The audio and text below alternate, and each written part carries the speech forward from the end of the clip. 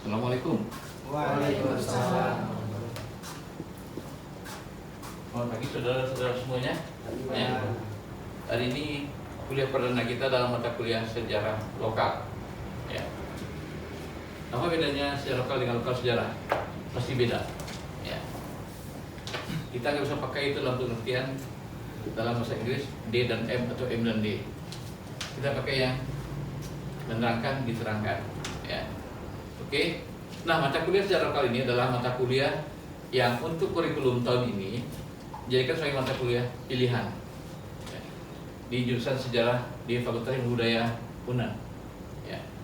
Walaupun itu pilihan, ya, ini menjadi mata kuliah yang nantinya akan berguna dalam kita mendapatkan keilmuan sejarah dalam konteks metode. Ya. Jadi materi kuliah ini adalah kita nggak bicara tentang materi sejarah, tapi bicara tentang metodenya, cara pendekatan yang kita pakai untuk penelitian. Ya. Dulunya mata kuliah sejarah lokal ini, waktu saya kuliah dulu, mungkin selang terjemah dosennya. Jadi kan sebagai mata kuliah yang kaitannya dulu, ingat dengan dulunya adalah sejarah Minangkabau. Ya. Nah, dalam pengertian sebenarnya, sejarah lokal itu adalah merupakan satu bentuk kuliah yang bicara tentang sejarah sebagai kata awal yang diikuti dengan tambahan di belakang dengan lokal. Itu bukan mengacu kepada bentuk kajian sejarah daerah, tapi lebih mengacu kepada bentuk kajian sejarah yang sifatnya kita mempelajari beberapa teritori yang berhubungan dengan masalah-masalah kesejarahan. Oke, itu yang pertama dulu dipegang. Sejarah adalah suatu pengertian konsep pemikiran yang bagi saya punya 3 dimensi. Ya, bagi saya. Yang pertama adalah as an actuality atau sebagai sebuah aktualitas, peristiwanya. Kalau dia peristiwa, bagaimana dia terjadi? Itu kalau kita bicara sejarah adalah peristiwa di kelampauan, di masa lalu. Ya. Nah, yang kedua adalah sejarah sebagai telah ditulis. Berarti yang kedua adalah sejarah sebagai sebuah peristiwa kita dapatkan di dalam bentuk mungkin berupa buku-buku ataupun novel-novel ataupun di dalam bentuk artikel-artikel itu yang telah dituliskan. History as a historiography.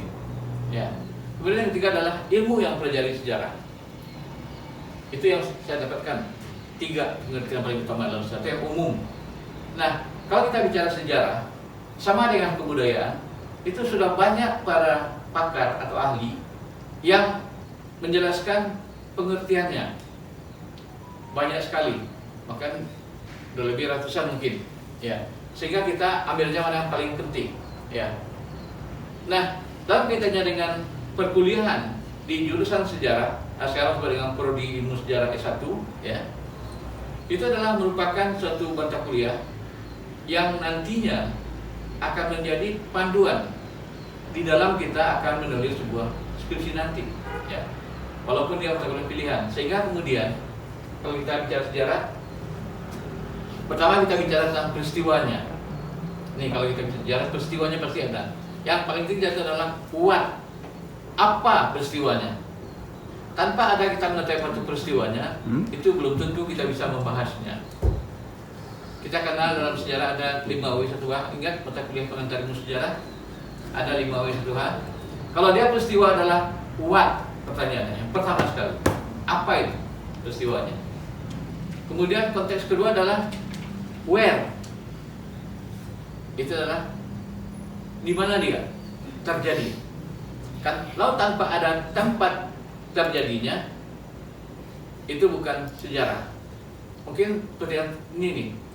Ada orang yang ngaku kemalingan, tapi waktu diteliti oleh polisi tidak ada. Berarti kan nggak ada kejadiannya, cuma ada dalam pemikirannya. Itu nggak sama dengan cara bentuk pemikiran, tidak. Itu khayal ya. Dia harus real terjadi di sebuah tempat. Ada locus delicti-nya istilah kalau hukumnya. Yang kedua adalah kalau terjadi di sebuah tempat, tentu kapan terjadinya, itu yang paling penting.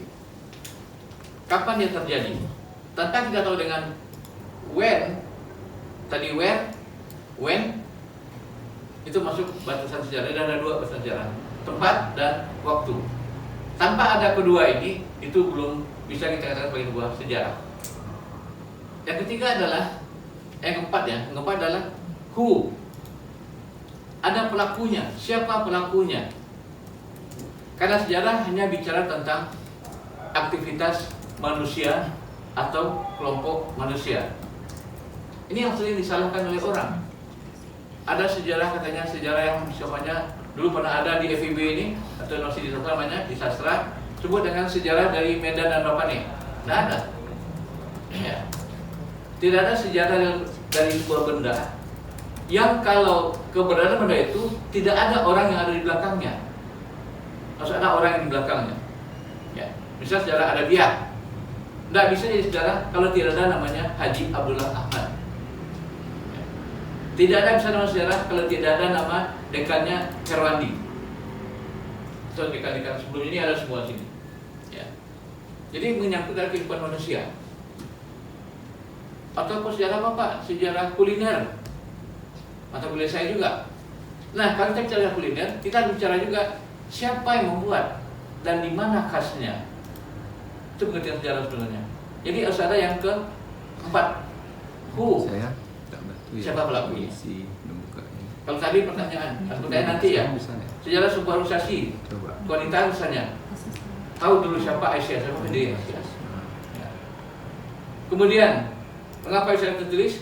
Kenapa tertarik? Muncul W yang kelima, 5 W sedoha kan? Why? Mengapa kita tertarik untuk membahasnya?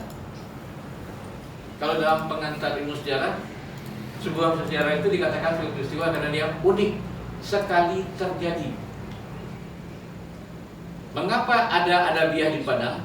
Sementara dulunya Abdullah Ahmad itu banyak bergeraknya di Padang Panjang waktu dia sekolah di Sumatera Taulik.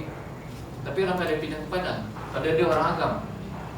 Karena dia melihat peluang Padang sebagai metropolitan pada awal abad ke-20 itu belum ditemukan sekolah-sekolah yang dikelola oleh pihak swasta. Dia berlama kemudian pindah ke Padang, mendirikan sekolah di Padang. Dan kebetulan juga orang tuanya adalah merupakan pedagang di Pasar Gadang. Ya. Jadi dipindahkan, maka dibuat di Padang. Oke, itu kenapa kita tertarik? Karena ada dia sebagai sebuah sekolah misalnya memiliki satu bentuk sejarah yang panjang. Ya. Nah, ketertarikan seorang penulis sejarah itu bisa dari dua titik. Subjektif dia. Oh, Pak, kan ilmu itu subjektif, Pak? Boleh. Semua ilmu sebenarnya kalau kita pilihan penelitian kita pada sebuah tema tertentu itu subjektif. Kimia pun sebagai sebuah ilmu ada subjektifnya. Mengapa dia pilih penelitian tentang kimia bahan? Kan pilihan itu subjektif kan? Karena mungkin yang pandangan objektifnya dengan bicara tentang sebuah kimia bahan itu, misalnya kimia bahan alami, ini Prof. Daerah lain ya misalnya. Itu kenapa? Karena kebetulan dia banyak memiliki literatur tentang itu.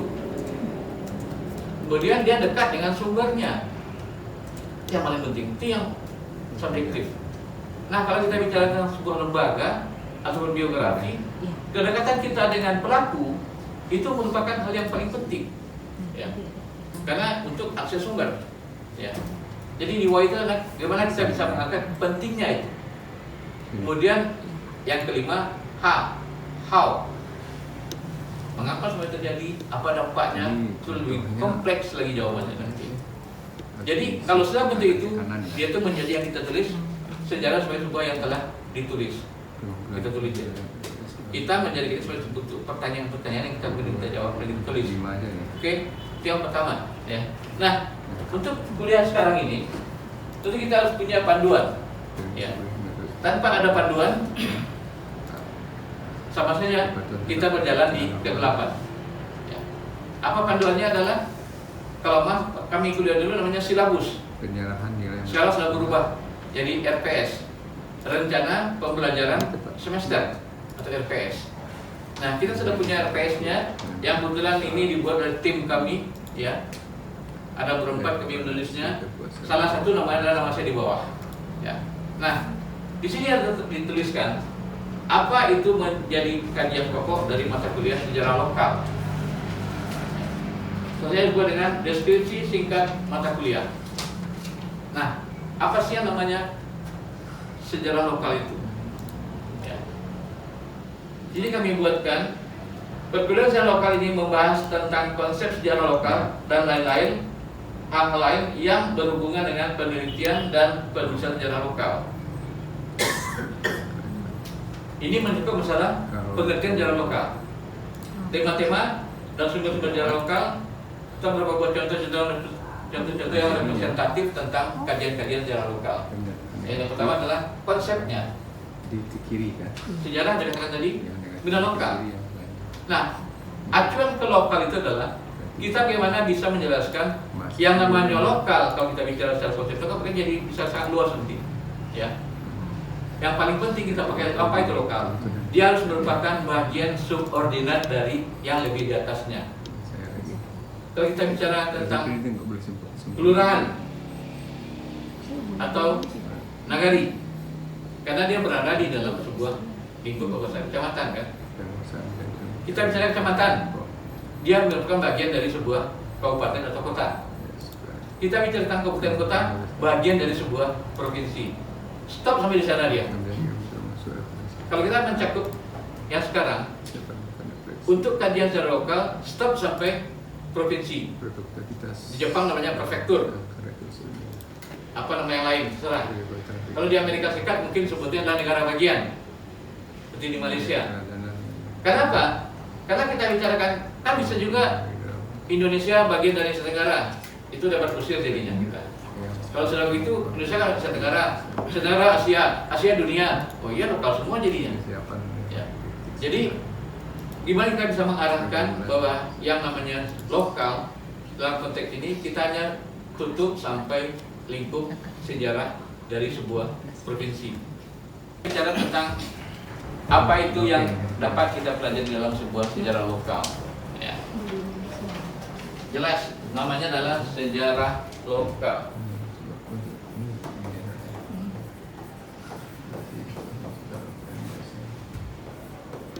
Ini geografis ya.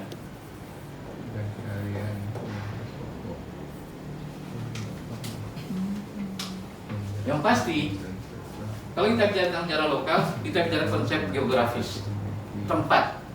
Ya. Tempatnya bisa di mana saja. Ya. Saya katakan tadi, maksimal sampai provinsi. Ya. Ke bawah. Ya, pergi ke bawah. Contohnya apa?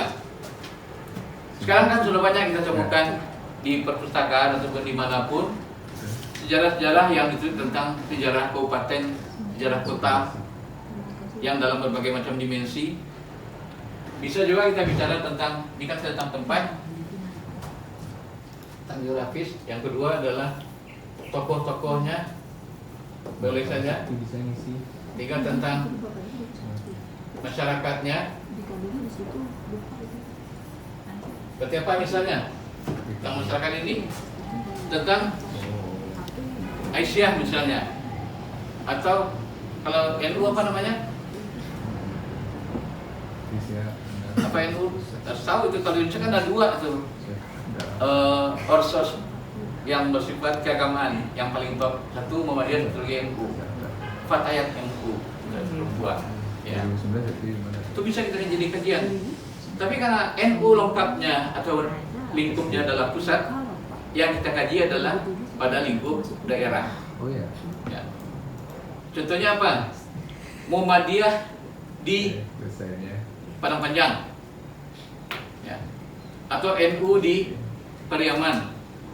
Sudah disebut karena memang NU itu banyak terdapat di Pariaman sebenarnya. Ya. Oke. Tentang materi itu ya. Nah, kalau kita bicara daerah, tempat, tentunya proses terjadinya berangkat dari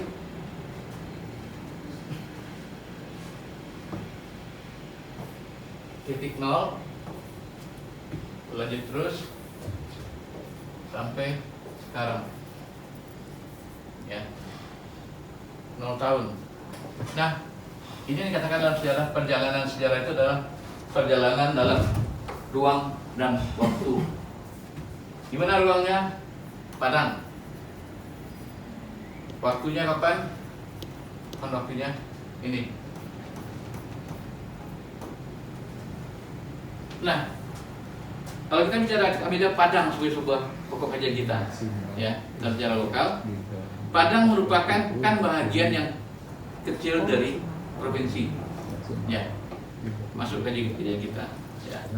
Nah, di sana banyak terjadi apa? Ya.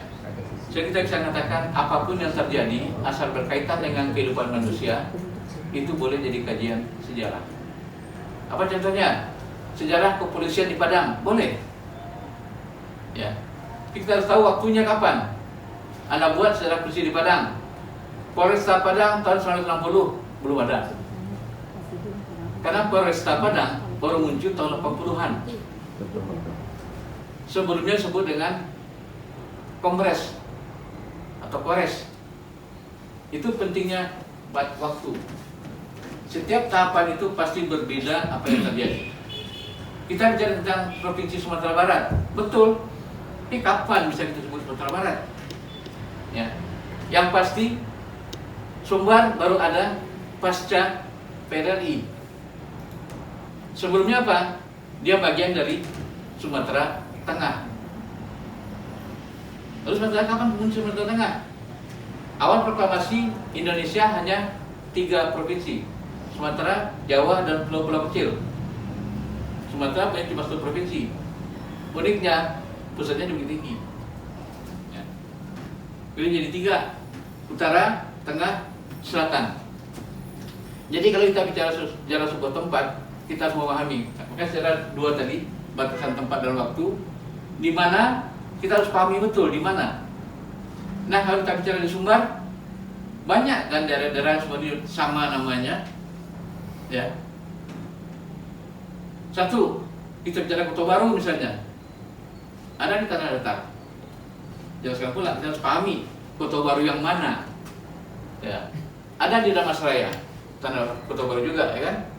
Ada pula di Solo Selatan, Kota Baru juga namanya. Ananda Sista. Ya. Banyak.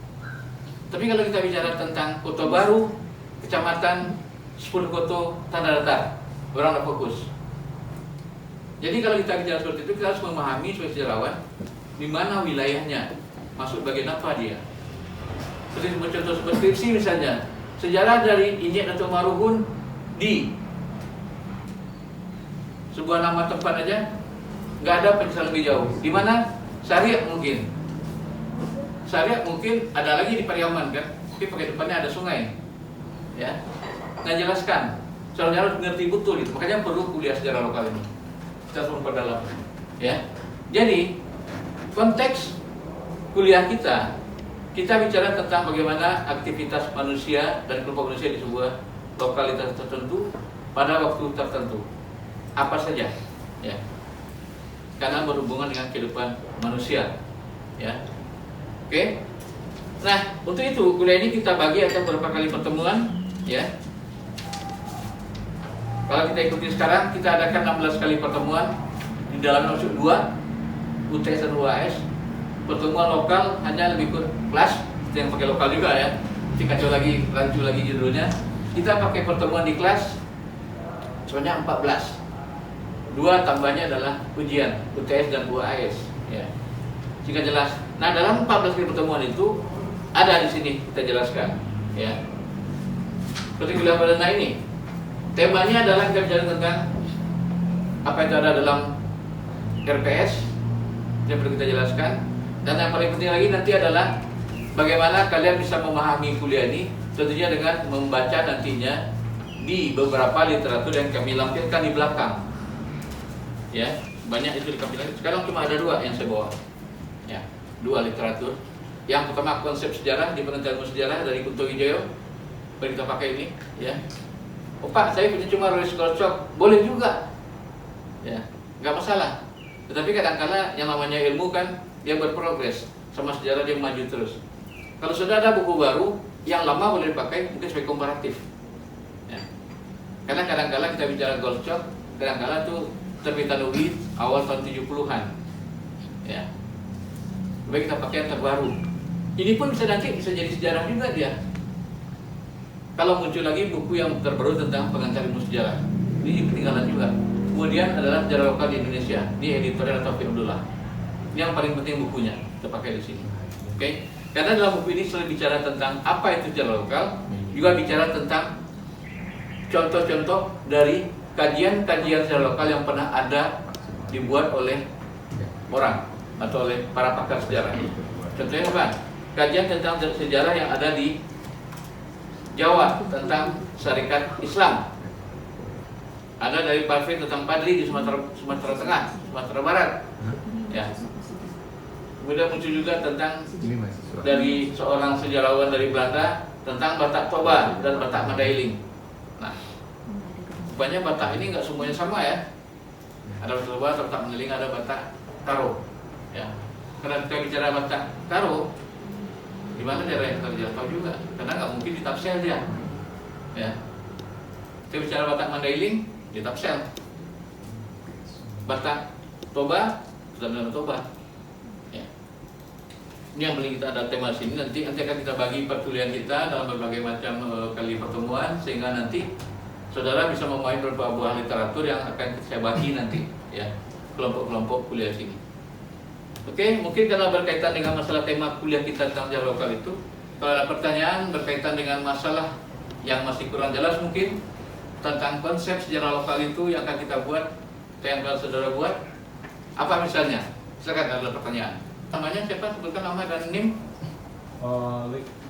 Kenalkan, nama saya Abdul Halim, NIM 22710203. Oke, silakan. Dalam hal ini dalam perkuliahan kita pada pagi ini Pak ya, itu tentang sejarah lokal. Sebenarnya tentang sejarah lokal ini kita sama-sama mengetahui ya, ataupun saya pribadi yang mengalami terkait sejarah lokal ini. Sebenarnya pengetahuan masyarakat secara umum itu banyak yang tidak memahami terhadap sejarah lokalnya sendiri. Pada dasarnya sejak kita mengenal pelajaran sejarah, baik itu mungkin sejak SMP hingga SMA hingga perkuliahan juga, itu senantiasa sering diberikan wawasan atau pengetahuan tentang sejarah-sejarah nasional, betul. Dan juga maksud saya sejarah lokalnya itu sangat minim, gitu. Ada mungkin tapi tidak terlalu signifikan gitu. Jadi sebenarnya mengapa beberapa peristiwa sejarah lokal itu tidak banyak dikenal bahkan oleh masyarakat setempat itu sendiri? Apa sebenarnya faktor yang mempengaruhi itu? Oke, terima kasih ya. Ini bukan kekhawatiran saudara saja sebenarnya ya. Ya. Karena memang sejarah itu kalau kita jadikan sebuah ilmu yang kita pelajari di sekolah, itu kan bertahap. Ya. Untuk tahap pertama kita diperkenalkan dengan sejarah di tingkat sekolah dasar. Kemudian di tingkat sekolah menengah pertama, SLTP dan SLTA. Apa yang kita dapatkan adalah materi yang telah ada dibuat ya, oleh penyusunnya dahulu. Ya. Karena mata pelajaran yang berkaitan dengan sekolah yang mulai dari menengah ke bawah itu memang ada dalam kurikulum, dan itu memang yang harus diajarkan. Beda dengan di perguruan tinggi. Kita bisa mempertanyakan materi, menggali materi, mengolahnya, bahkan kita bisa juga menjadikannya yang sudah ada itu jadi nggak laku, boleh juga, asal kita mempunyai perspektif yang baru yang mungkin dipandang lebih bagus. Kekurangan dari materi pelajaran sejarah pada tingkat level sekolah dasar dan menengah itu adalah karena terfokus kepada kurikulum, sehingga siswa tidak memiliki perspektif kreatif. Dan juga ingat, seorang sejarawan sendiri menyebutkan, Abdul Rahman Sumiharjo, materi pelajaran sejarah pada level sekolah menengah ke bawah punya tujuan yang sangat khas untuk membentuk karakter atau karakter building dalam sebuah bangsa. Jadi dia punya alat untuk menjadikan bagaimana perspektif kesejarahan itu bisa menciptakan si siswa mengetahui tentang ini dia sebagai orang Indonesia, ini sejarahnya. Nah, walaupun demikian, sekarang sudah mulai berkembang juga bahwa yang namanya sejarah itu memang bisa berkembang demikian jauh, sehingga di perguruan tinggi lah kita bisa mempelajari sejarah itu dalam berbagai bentuk fragmen-fragmen. Bukan hanya tentang batas waktu juga, kita bisa juga tentang sejarah sosial, yang masyarakat saja, ya. Atau kita bicarakan tentang sejarah lisan misalnya, itu bagiannya juga kita jadi kembang lebih jauh. Atau sekarang sebut munculnya sejarah publik ya, sejarah publik itu bentuk pemikiran yang baru tentang bagaimana sejarah itu yang berkembang di masyarakat, yang ada dalam masyarakat. Sehingga memang untuk di perguruan tinggi lah kita bisa mempelajari sejarah, sehingga itu bisa kita lihat dalam bentuk partikel-partikel yang lebih kecil. Kalau pada tingkat sekolah menengah dan SD sampai menengah misalnya, kita hanya berbicara tentang bagaimana dia itu membentuk karakter bangsa yang sudah diajarkan, ya. Ini perlu, ya. Nah, makanya kemudian muncul dalam sebuah kurikulum di perguruan tinggi perlunya beberapa mata kuliah atau mata pelajaran itu dikembangkan lebih jauh, sehingga memang perguruan tinggi menjadi tempat wadah dari pengembangan keilmuan. Nah, di sini kita bisa mempelajari apa yang terjadi di sebuah daerah tertentu. Saya jawab di sini, ya. Nah, kata Tobi Abdullah, kadang-kala small is big sebenarnya, ya.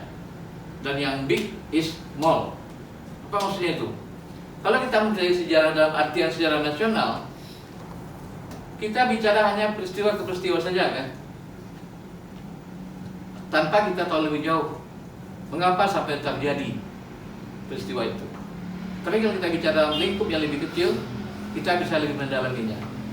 Bahkan, ya, karya sejarah dari Sartono Kertodjojo tentang pemberontakan petani Banten yang sudah melegenda itu hanya bicara sebuah peristiwa yang di Banten dekat sebuah masjid, beberapa orang haji dan masyarakat berkumpul di masjid itu, di musola itu, kemudian ditembaki oleh Belanda, mati semua. Hanya peristiwa semalam. Tapi kajiannya dalam pendekatannya Sartono menggunakan pendekatan yang bagaimana masyarakat lokal itu dibahas lebih mendalam, bagaimana itu bisa terjadi, apa latar belakang masyarakatnya, pemimpinnya, apa pengaruh politiknya, sehingga banyak dimensi itu. Bayangkan hanya sebuah peristiwa semalam menjadi disertasi yang katanya selebar 600 lembar jadinya. Ya. Jadi makanya dikatakan tadi small is big, big is small. Kita mengkaji sejarah lokal itu kadang-kadang menjadikan lebih besar dia. Tapi kita bicara tentang sejarah nasional, kita hanya bicara tentang misalnya kemerdekaan di bulan 45, Soekarno-Hatta, Syahrir, Mohyamin, ini tokoh-tokoh aja. Loncat ke segmen lain, revolusi, loncat ke segmen lain, sampai sekarang Orde Baru. Kita hanya bicara tentang orang dan peristiwanya saja. Mengapa kita bicara tentang reformasi? Sekarang pun kan belum duduk juga apa itu reformasi, ya. Dalam arti kata memang masih dalam bentuk sejarah yang masih sedang berkembang. Nah, ingat ada sebuah kata sejarah dari seorang Italia, Benedetto Croce, Omnifera Historia Contemporanea. Sejarah adalah sejarah kontemporer, sejarah kekinian. Nah, lokal yang kita bicara adalah bagaimana kita perspektifkan masyarakat kita dalam konteks kini kita. Ya. Jadi yang namanya kontemporer itu tidak hanya bicara tentang waktu, tapi juga bicara tentang masalah pemikiran. Oke? Kalau gitu, betul? Penutup lagi penutup. Tadi kan sudah diskusi ya. Penutup lalu tugas-tugas yang akan diberikan ke depan. Tugas-tugas dulu baru penutup, sorry. Ya. Oke. Sudah mulai bisa. Ya, udah. Saudara-saudara semuanya, karena kelas kita kelas kecil, karena ini mata kuliah pilihan kan, jadi memang nggak semuanya memilih. Tapi kalau sudah memilih, yang tadinya pilihan jadi wajib, ya, walaupun kategorinya sejarah pilihan. Ya, kalau sudah wajib harus ikuti aturan main di sebuah pendidikan tinggi. Kalau sudah dipilih, ya sampai selesai. Dalam arti tuntas dalam mempelajarinya. Sehingga kalau dalam kuliah itu kan tidak hanya sekedar tatap muka saja. Kalau namanya kuliah tatap muka saja, samanya bedanya nggak ada bedanya dengan sekolah di SMA kan, tatap muka saja. Ya sekarang kita adalah bagaimana para mahasiswa dapat lebih memahami konteks perkuliahan yang nanti kan saya bagi dalam berbagai macam bentuk tugas. Ya, bisa tugas kelompok, ya karena jumlah sedikit cuma 7 orang, ya kita potong 2 aja, tapi nggak usah 3,5 ya. Kesian nanti yang setengah-setengah itu, ya. Satu kelompok 4 orang, kelompok lagi 3 orang. Kemudian tugas individu masing-masing. Nah, tugas kita di dalam apa kita di sini, ya. Karena kita bagi atas 2 kali ada namanya sampai mid semester dan sampai dengan mid sampai ke akhir semester, kita potong 2 saja. Sampai dengan mid semester itu adalah kelompok A. Lihat temanya ada di sini. Akan kita bahas, ya. Nanti akan kita fotokopikan, kita bagikan kepada saudara, kita lihat saja. Kemudian yang kedua adalah tentang individu, ya. Kalian boleh pilih. Nantinya juga kita bicarakan tentang apa aja materi-materi di dalam lokal itu. Sambil berjalan nanti kita lihat mana yang kalian akan tertarik. Seperti apa misalnya? Ada konsep tentang korelasi secara lokal dengan sejarah daerah dan sejarah nasional. Mungkin habis itu orang, mungkin Doni misalnya, ya. Kemudian tentang otonomisasi studi sejarah lokal. Siapa Fauzan tadi namanya? Ya. Taufik segala macam namanya lah. Oke, pilih itu, ya. Jadi kalian memilih dari sekian topik yang ada di sini jadi sebagai tugas individu, ya. Karena memang selama ini juga katakan kita bicara tentang otonom, kadang orang juga salah membicarakan konsep otonom dalam artian politik pemerintahan. Beda. Otonom itu adalah bagaimana kita bisa melihat perspektif apa yang kita teliti, kita yang menentukan. Kita pakai konsepnya bebas memilih kan, bebas melakukan kan otonom kan. Nah kita memilih apa tema kita, itu adalah otonomi kita, bukan otonomi daerah. Ini yang sering orang salah kaprah. Oke, jadi ada nanti 7 individu yang nanti kalian bisa milih aja lah, ya. Kalau saya tunjukkan nanti dikatakan pula tidak demokratis, ya. Ambil aja nanti ada 7 tema di sini, jadikan bagian dari tugas individu kalian.